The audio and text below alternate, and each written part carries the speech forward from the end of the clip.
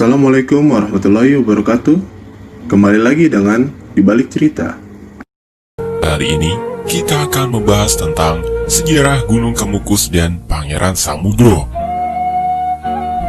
Cerita sejarah Pangeran Samudro yang berkembang di kawasan Gunung Kemukus, Desa Pendem, Kecamatan Sumber, Lawan, Kabupaten Sragen, Jawa Tengah memiliki beberapa versi cerita yang beredar di kalangan masyarakat. Seperti halnya kisah cerita ini saya dapatkan di lokasi dengan berbagai sumber literatur catatan sejarah tentang cerita tokoh yang satu ini. Dari beberapa sumber cerita yang saya dapatkan di lokasi dan saya lengkapi dengan beberapa catatan literatur sejarah Pangeran Samudro yang merupakan putra dari seorang Raja Majapahit terakhir dan lahir dari ibu selir yang bernama Raden Ayu Ontrowulan. Ketika kerajaan Majapahit runtuh, Pangeran Samudro yang telah berusia 18 tahun tidak ikut melarikan diri seperti saudara-saudaranya yang lain. Jika salah, mohon dikoreksi ya. Bahkan beliau bersama ibunya ikut diboyong ke daerah Demak Bintoro oleh Sultan Demak. Selama berada di Demak, Pangeran Samudro mendapat bimbingan ilmu agama dari Kanjeng Sunan Kalijaga.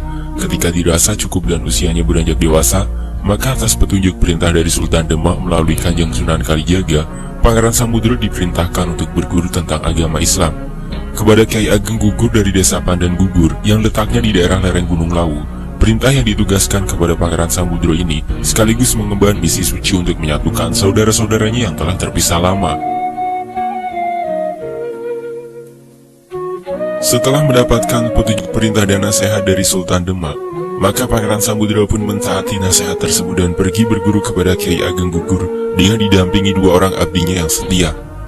Hari demi hari Pangeran Samudro melalui proses belajar dengan gurunya yang bernama Kyai Ageng Gugur, dan sang pangeran pun diberi ilmu tentang intisari ajaran Islam secara mendalam.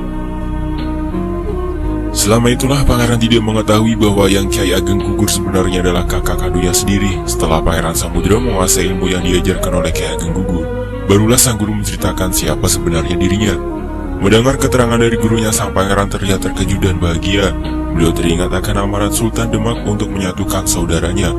Dan pada akhirnya setelah amanat dari Sultan dibicarakan kepada kakaknya, maka Kyai Ageng Gugur bisa menerima dan bersedia dipersatukan kembali dan ikut bangun bersama kerajaan Demak.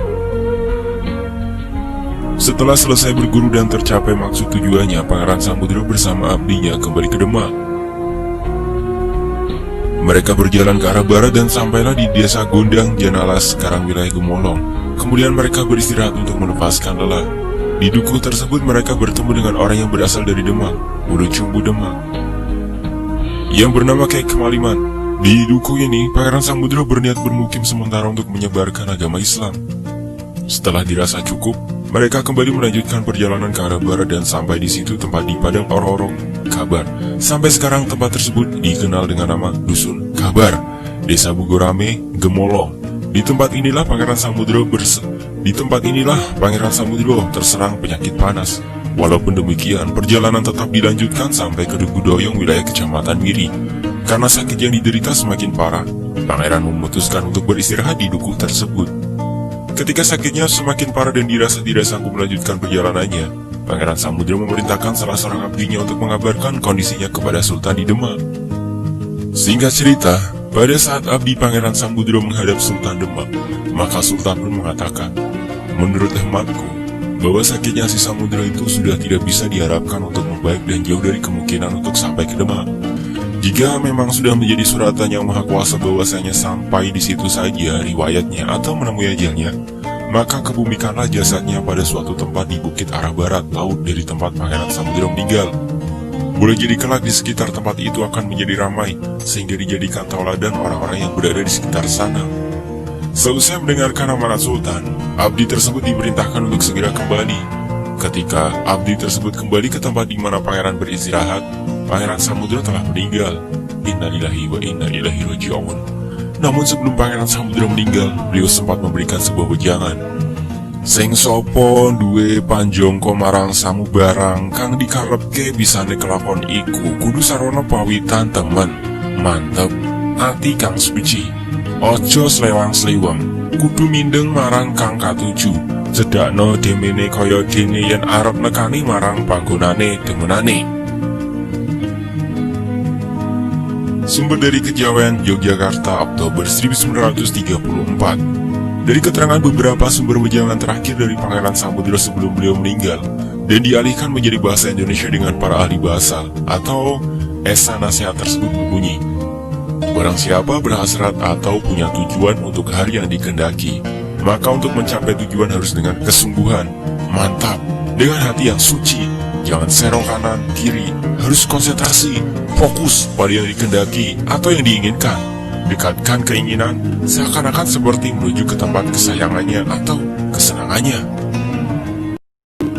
Lanjut cerita sejarah Pangeran Samudro.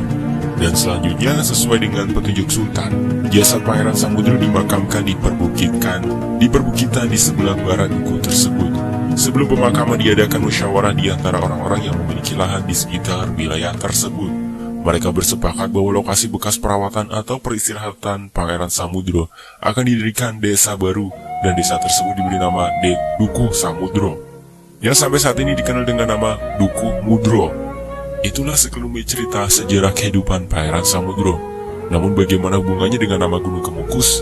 Sedangkan nama desa tempat beliau dimakamkan saja bernama Duku Samudro atau Duku Mudro. Untuk menjawab pertanyaan ini, ada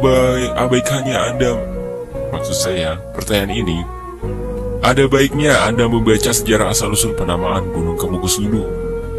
Bila kita melihat cerita sejarah pesan terakhir yang disampaikan Pangeran Samudro di atas yang saya dapatkan dari berbagai sumber literatur dan keterangan tokoh-tokoh masyarakat Gunung Kemukus yang terdapat di atas, wejangan ini disalahartikan oleh sebagian orang atau oknum yang berziarah atau berkunjung ke makam Pangeran Samudro harus seperti berkunjung ke tempat kekasih, atau bahasa Jawanya demenan.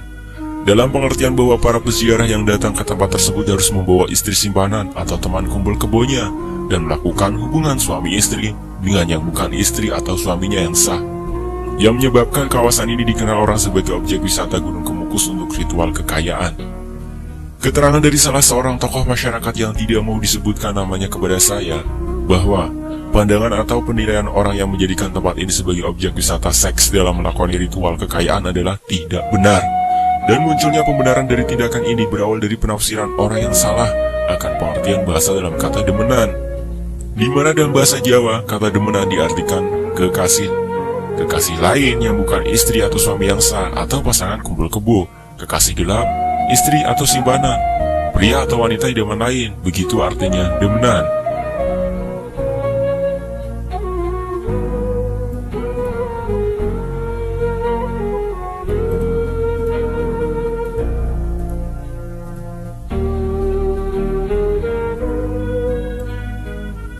Lanjut keterangan salah seorang tokoh masyarakat Gunung Kemukus.